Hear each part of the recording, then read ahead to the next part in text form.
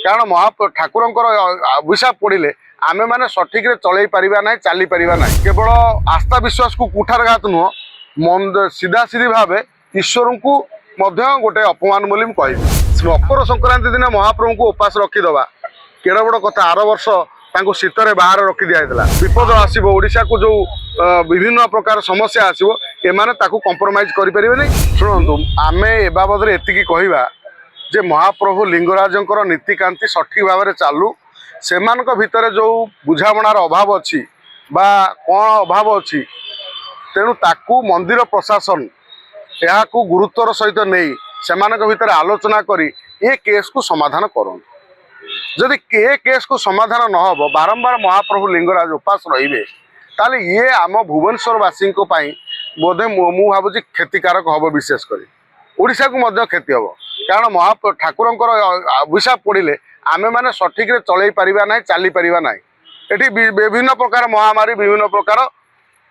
प्रकृतिर कराल रूप आमको देखा पड़ो एकमात्र जो आमे जहाँ को आस्था विश्वास रखती जिते विपद आसिले आमे महाप्रभु लिंगराज को डाकती जे निश्चित भाव में महाप्रभु अच्छा आमर किसी क्षति हेनी ताकू जदि उपास रखा निजर पतियारा राजनीति निजर दबदबा देखापी ताले ये कोट ना कोटी मु कहबी ये केवल आस्था विश्वास को कुठारघात नुह मन सीधा सीधी भाव ईश्वर को गोटे अपमान बोली कहबी आपण देखंतु जेतबेले श्रीमंदिर रे एभली बारंबार घटना घटे सेतबेले आमे मंदिर प्रशासन को दायी करूँ कहीं जो मंदिर प्रशासन जदि तांको भितर कौन अच्छी देखो जे से जो गोटे नीति को लेकिन ये जो मंदिर भितर जो लिंगराज मंदिर भितर जो सेवायत आ पंडा माने मुहामुही होती या भितर वास्तव से नीति कार आकू से जो पांजी फांजी बाहर करी किए समाधान मंदिर प्रशासन कर आमे तो करें आमे केवल कामना करवा जे तांकू महाप्रभु को उपास न रखा न जाऊ जेतबेले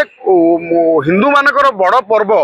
जहाँ को श्रेष्ठ पर्व मकर संक्रांति कह जाए मकर संक्रांति दिन महाप्रभु को उपास रखीदवा केड़ बड़ कथा आर वर्ष शीतर बाहर रखी दिखाई आमर वृद्ध बापा माँ वृद्ध हो गला आमे कौन कारण मतभेद हेले भाई भाई भितर झगड़ा लगिले आमे कौन आम बापा को लेकिन पदार बसईदवा शीत काकर बसईदवा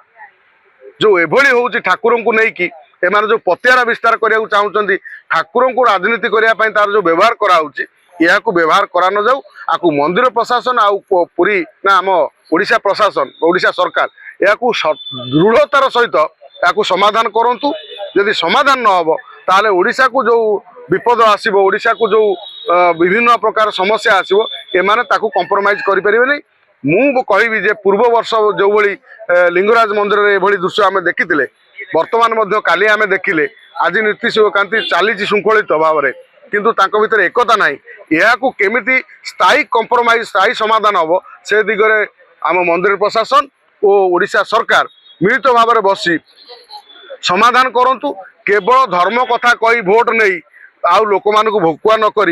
केमिति मंदिर सठिक भाव में श्रृंखलित भाव में चलो महाप्रभु उपास न रही केमी नीतिकांति जो दैनंदिन चलो जो श्रद्धालु जाऊँ से सठिक भाव में दर्शन करें से दिगरे ध्यान देले भल हम।